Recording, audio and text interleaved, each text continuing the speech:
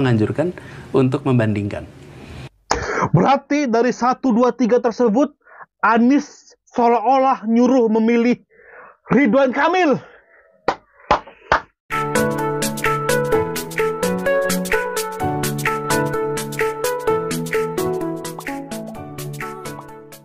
Hai guys, ketemu bersama The Real Boy. Kita bahas ini full klarifikasi Anies Baswedan, sang abah, saat dia gagal menjadi cagup di Jakarta maupun di Jabar.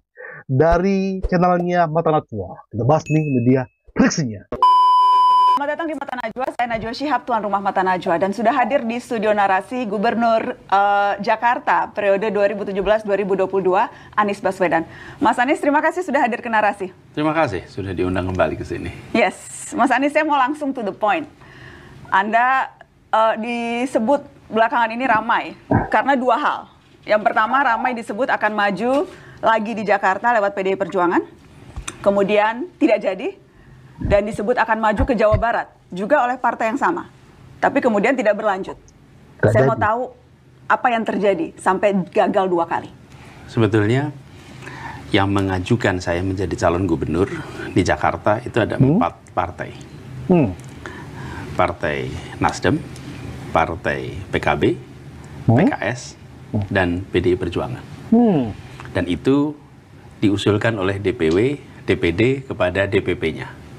Prosesnya berjalan. Kemudian kita tahu ada proses politik yang kita sekarang ini tidak dalam suasana yang normal-normal saja. Kemudian Partai Nasdem, PKB, dan PKS bergabung ke dalam KIM sehingga tidak lagi mengusung Anies di Jakarta, tapi mengikuti garis kebijakan di KIM. Nah, apakah itu alasan utamanya Anda tahu? Karena kan sebetulnya yang mengeluarkan surat resmi itu baru PKS kan? Baik Nasdem maupun PKB belum pernah ada surat resmi yang memang mengusung Anies Baswedan. Kalau di tingkat DPW-nya sudah semua.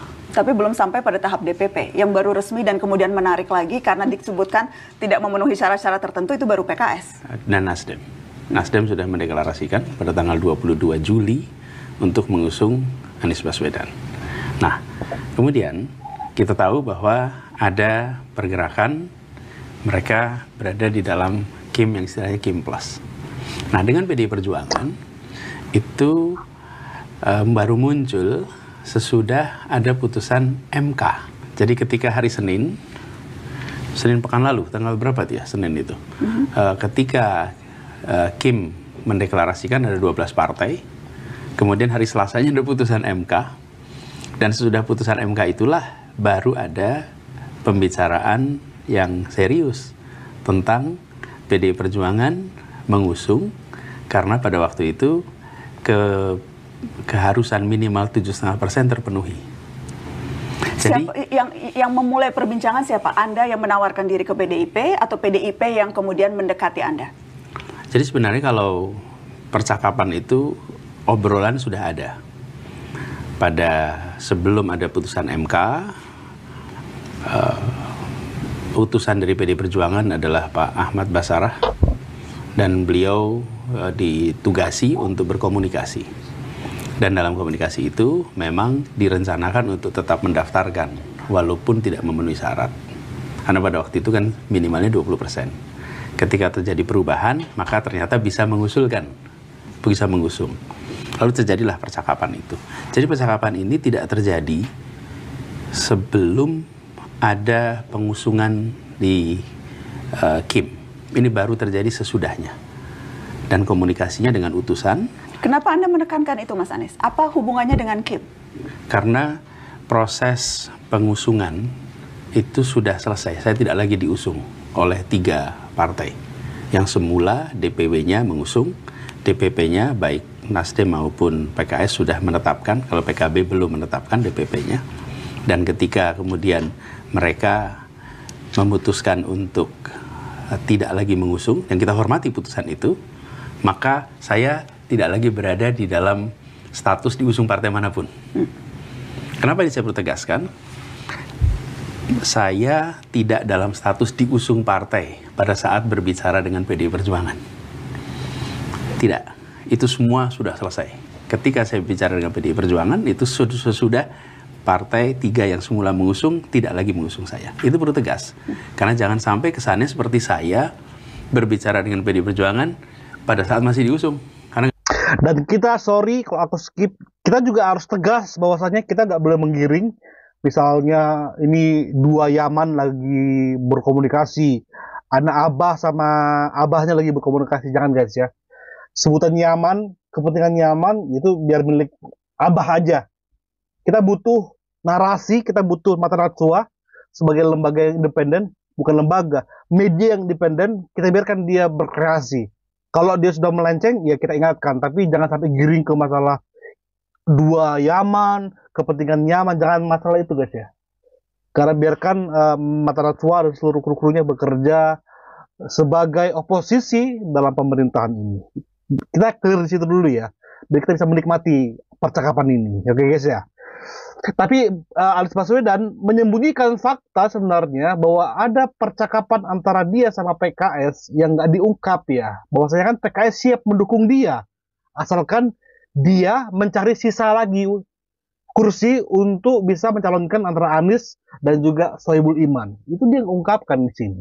Ada apa ini? nggak pernah ada percakapan Ada itu apa sebelumnya. Dan seberapa jauh perbincangan Anda dengan petinggi PDI Perjuangan ini? Seberapa konkret, seberapa real, dan seberapa memang ini sesuatu yang di depan mata akan kejadian? Sebenarnya sudah cukup serius, sudah sampai fase final tentang proses internal di PDI Perjuangan. Banyak hal yang saya rasa lebih tepat bila teman-teman dari PDI Perjuangan yang menceritakan. Tetapi percakapan saya dengan PDI Perjuangan sudah cukup serius dan kita melihatnya ini lebih dari sekedar urusan pilkada pada saat kemarin. Tapi ini adalah perjuangan bersama bagaimana aras besar yang selama ini berada di dalam dua polar yang berbeda itu bisa sinergi bersama. Dan itu yang kita bahas sama-sama. Jadi sudah cukup jauh. Bahkan pada hari Sabtu saya diundang untuk datang ke DPD PDI Perjuangan di Jakarta dan berdiskusi terbuka. Lalu kemudian pada hari Senin juga datang di DPP. Kemudian ada perkembangan yang kemudian ternyata kita tahu bahwa diputuskan Pak Pramono Anung dan Pak Rano Karno. Apa yang terjadi di hari Senin itu ketika Anda sudah datang dan duduk hampir 2 jam bersama Rano Karno? Saya berbincang dengan Bang Rano Karno di sini dan dia bercerita berbincang 2 jam dengan Anda di hari Senin itu. Apa yang terjadi pada hari itu? Kalau yang terjadi pada saya bisa memberikan informasi yang saya saksikan dan saya alami. Yang saya saksikan saya alami, saya bersama dengan Pak Rano Karno. Kemudian kita di sana ngobrol, diskusi, lalu sampai ada pesan datang kepada saya dan menyampaikan, Pak Anies ini ada perkembangan.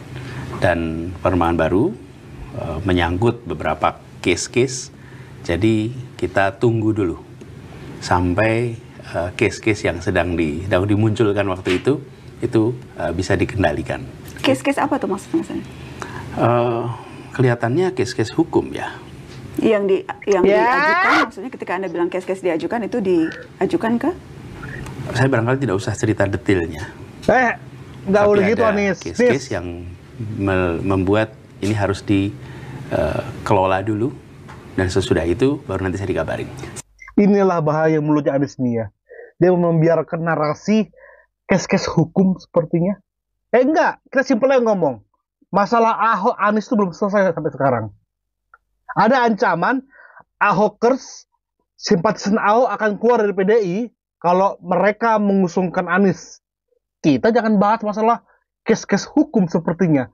Kau mau menggiring bahwa ada ancaman dari istana kepada PDI gitu kan?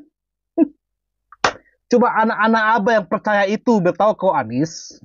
Ya. Sejak kapan Megawati bisa disetir oleh orang? Sejak kapan itu? Sejak kapan tuh Anies? Ya, jangan, kalau kau ngomong bahwa ada case-case sehingga itu membuat kamu gagal calon, kamu membiarkan bahwa Megawati bisa disetir oleh oknum. Sementara Anda datang hari Senin itu dengan tujuan apa, Mas Anies? Tentu atas undangan. Saya kan nggak mungkin datang ke kantor DPP tanpa ada undangan. Jadi saya datang ke situ, saya menghormati. Tapi juga saya ingin tegaskan bahwa Undangan itu spesifik untuk apa? Karena kan kita tahu pada saat itu agendanya adalah pendeklarasian kader-kader PDIP yang diusung menjadi calon kepala daerah. Apakah itu bagian dari undangan yang ditujukan ke Anda? Ya. Jadi undangannya pada waktu untuk bertemu dengan Ibu Megawati, Ketua Umum Partai Perjuangan, PDI Perjuangan. Kemudian pertemuannya tidak terjadi. Saya di sana dengan Pak Rano Karno sampai semua selesai. Dan kemudian saya selesai di situ kembali. Jadi Jam proses berapa? pengumuman saya tidak ikut. Dalam proses pengumuman itu saya pulang dan nanti akan dikabari lagi, begitu kira-kira. Anda tidak sempat bertemu Bu Mega? Tidak. Selama proses drama pilkada ini, apakah Anda pernah bertemu langsung dengan Bu Mega? Belum. Belum. Saya ingin konfirmasi apakah memang ada syarat dari PDI Perjuangan siapapun termasuk Anda begitu yang akan diusung menjadi calon kepala daerah harus menjadi kader PDI Perjuangan? Sama sekali tidak pernah. Jadi tidak pernah ada pembicaraan tentang menjadi anggota dengan semua pimpinan. Bahkan Pak Deddy Sitorus pun menyampaikan di dalam pernyataan terbuka bahwa tidak pernah ada permintaan atau tawaran untuk menjadi kader PDI Perjuangan. Anda menanyakan itu tidak ke Itu Anda bertanya? Saya bertanya. Dan dijawab? Dan tidak. Jadi ini sebabnya saya sampaikan bagi mereka yang terlibat di dalam proses yang sangat dalam pasti tahu itu bukan isu. Yang bicara soal ini pasti orang yang dari luar, yang tidak dalam orbit. Karena kalau kita lihat berbagai pernyataan Ibu Megawati Soekarno Putri itu keras sekali. Ini contohnya misalnya Mas Anies, pernyataan Bu Mega yang spesifik menyebut nama Anda. Saya ingin Anda menyimak ini, walaupun saya tahu Anda mungkin sudah mendengar ini. Tapi mari kita lihat. Terus kan Jangan, tadi di depan ada makin trauma lah itu dia. aku kaget toyo, ada baju merah hitam, terus tapi pasang spanduknya itu kan suruh gotong Pak Anies ya, iya toh? Siapa yang nggak lihat? Aku aja lihat kok. Itu katanya sopo? Saya tanya mana dia si Komar. Itu Satgas apa ya? Kok namanya Satgas hitam ya? Terus katanya Pak Komar, oh Satgasnya itu memang ini apa mau dukung Pak Anies itu Bu. Oh gitu. Aku bilang enak aja ya. Ngapain gue suruh dukung Pak Anies? Dia bener nih. Kalau mau PDI, kalau mau PDI jangan kayak gitu dong ya. Ya tinggal mau nggak nurut ya. Lihat dong. Dia tepuk tangannya tan ibu-ibu aja nggak tepuk tangan. Hei. Najwa juga kurang ajar sih. Video itu kan berusaha dilupain oleh Anies. Dia berapa kali setiap video itu muncul di blok-blok sama dia. Tiba-tiba wawancara ditampilkan ke depan mukanya dia. Kurang ajar Najwa Shihab ini ya. Nggak peduliin perasaannya anak abah ini loh. Kasian nih lihat wajah ini, aduh kasian. Gimana Mas Anies? Gini, jadi saya cerita sedikit ya proses dengan teman-teman di PDI Perjuangan. Bulan Mei yang lalu, Ketua DPD PDI Perjuangan itu menyampaikan keputusan dari DPD DKI Jakarta untuk mengusung Anies Baswedan. Jadi keputusan itu bukan saya diajak bicara, bahkan saya sampaikan pada Pak Aming rasa hormat. Kenapa? Karena ketika beliau jumpa saya itu bukan mengajak Pak Anies, saya ingin ngobrol ya, gimana kalau saya mengusulkan Pak Anies. Enggak, dia menyampaikan Pak Anies kami sudah memutuskan. Dan keputusan kami adalah Pak Anies sebagai calon dari PDI Perjuangan. Saya bilang, wah ini sesuatu yang saya tidak pernah bayangkan. Sudah, dan kita sepakati semuanya. Kami usulkan kepada DPP. Informasi aja dari beliau kepada saya. Jadi ketika ada pembicaraan dengan teman-teman di DPP PDI Perjuangan, itu bukan kemudian saya dan DPP ngobrol. Ini karena ada keputusan dari DPD PDI Perjuangan Jakarta.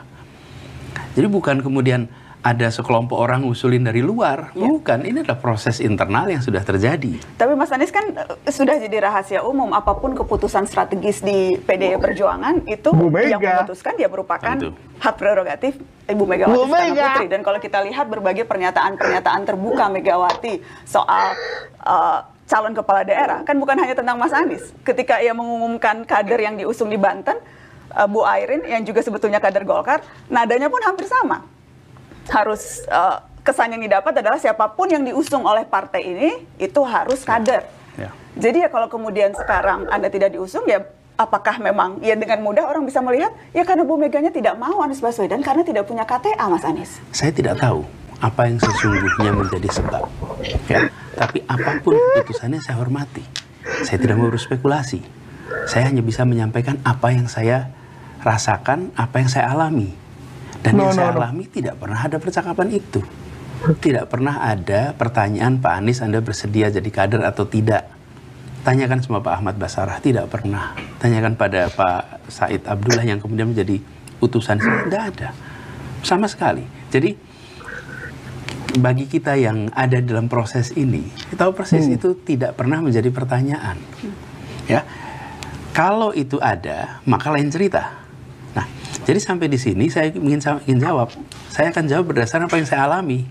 Dan kemudian juga dikonfirmasi oleh beberapa orang yang menyampaikan bahwa tidak pernah, bahkan menyebutnya tidak pas. Gitu.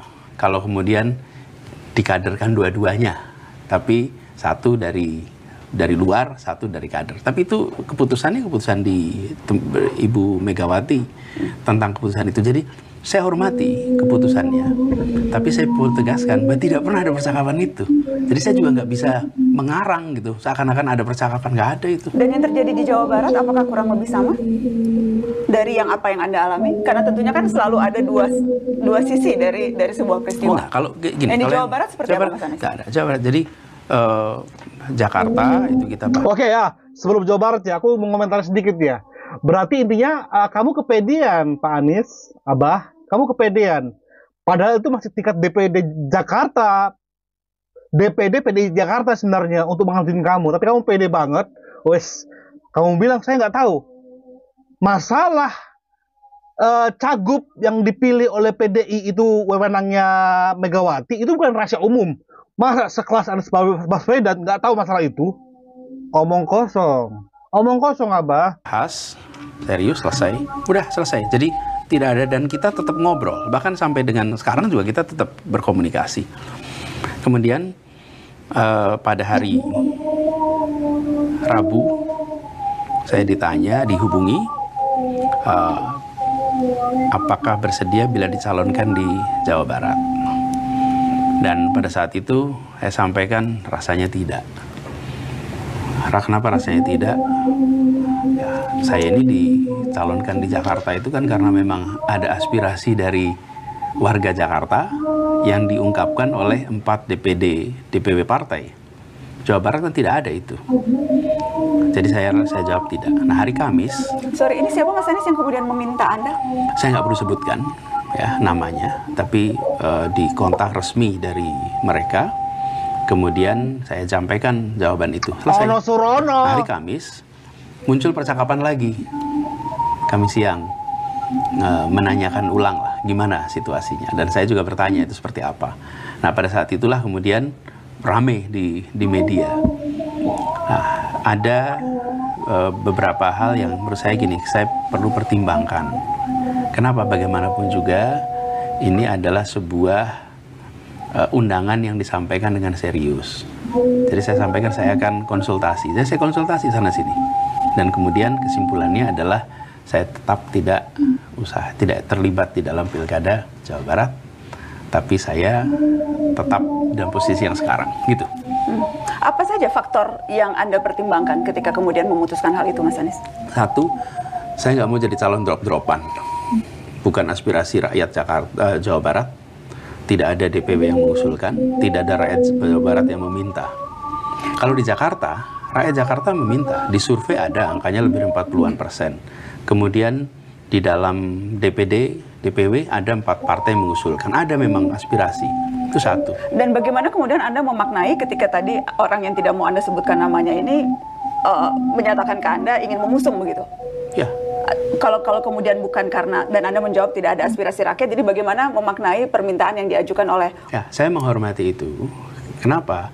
Karena mereka melihat ketika sampaikan bahwa Pak Anies ini adalah kesempatan untuk Anda tetap berdampak, untuk Anda tetap bisa memberikan manfaat pada orang banyak.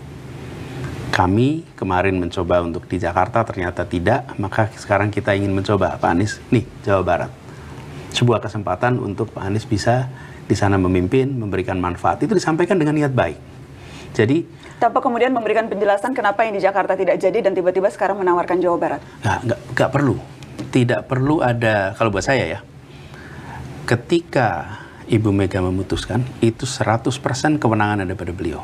Dijelaskan apapun ataupun tidak, itu hak beliau. Kita hormati. Sama kalau saya ambil keputusan, begitu saya ambil keputusan, saya tidak harus menjelaskan. Tapi keputusan itu kita hormati. Jadi soal Jakarta, bukan soal ada penjelasan atau tidak ada penjelasan, sudah diputuskan, hormati, selesai. Nah, soal Jawa Barat, ketika kemudian mereka bilang, Pak Anies sayang Anda bisa berdampak di sana. Tapi saya melihat ini sesuatu yang bagi saya bukan hal yang aspirasi bawah. Okay? Terus yang kedua, saya melihat panggilan rakyat Jakarta itu adalah keinginan untuk mengembalikan kondisi yang sudah ada. Di Jawa Barat kan saya tidak merasakan itu. Hal lain adalah ini bukan sebuah kegiatan cari kerja. Kalau nggak dapat pekerjaan A, terus pindah pekerjaan B, yang kemudian diputuskan begitu saja, yang penting saya dapat pekerjaan. Bukan, saya tidak dalam posisi mencari pekerjaan, melamar pekerjaan. Jadi saya juga tidak ingin catatannya itu karena ada kesempatan maka ambil. Enggak, kita sedang berbicara tentang memberikan dampak, dan dalam proses politik ini ada nilai-nilai yang lebih tinggi daripada soal posisi. Hitung-hitungan elektoral juga menjadi pertimbangan, kemungkinan bahwa Makan tuh anak abah makanan dari mulutnya abah kalian tuh. potensi kemenangan itu tidak terlalu besar di Jawa Barat dibandingkan misalnya dengan hasil hitungan survei di Jakarta. Faktor yang ketiga, saya menghormati juga di sana sudah teman seperjuangan kemarin, Pak Saihu, beliau sudah menjadi calon gubernur di Jawa Barat dan sudah diajukan. Tidak tepat bila saya kemudian menyatakan diri sebagai calon gubernur berhadapan dengan teman seperjuangan. Yang manis mulutmu, Abah. Apa kabarnya ketika Pilpres kemarin kau berhadapan dengan Prabowo? Itu adalah orang yang mengusungmu. Bahkan kau berjanji, aku nggak mau berhadapan dengan Prabowo. Bukti berhadapan kau. Ketika kau bahas ini mengenai Ahmad Saiku di Jawa Barat, kau nggak mau berhadapan dengan dia di Pilkada Jawa Barat. Bacot. Omong kosong. Karena apa? Sebelumnya itu kelanggar ketika kau berhadapan dengan Prabowo. Kemarin berjuang bersama-sama. Adapun suara, sebenarnya basis suaranya sekitar 31-32% ketika Pilpres kemarin. 31,67%, Mas. Ya. Anda meraih suara di Jawa Barat. Betul. Nah, sebetulnya kalau basis suara ada modal di situ. Dan dalam pilkada, yang penting di atas 30%. Tapi, lagi-lagi, ini bukan soal elektoral saja. Ini bukan soal elektoral saja. Ini adalah soal bagaimana kita memilih untuk terlibat dalam proses politik karena ada dasar nilai, dasar ideologi yang tepat. Dan menurut saya ideologi yang bersama itu adalah aspirasi. Oke, jadi kemudian Anda menolak tawaran yang disampaikan oleh PDI Perjuangan. Tetapi kemudian yang beredar setelah itu ada statement, minimal statement dari Ketua DPD PDI Jawa Barat, Ono Surono. Ada tangan-tangan dari luar yang tidak menghendaki Pak Anies diusung di Jawa Barat. Itu kita akan bahas juga di part kedua ya. Kita nggak mau plek-plek ngasih poolnya karena nanti akan berbahaya untuk retensi penonton channel ini. Part keduanya kita akan upload di 2 jam lagi mungkin. Tapi teman-teman yang sudah nonton ini, klik aja di kolom komentar, itu ada, sudah saya pinkan part 1, part 2, part 3. Kita bagi di 3 part. Thank you, sampai jumpa di part selanjutnya. Bye-bye.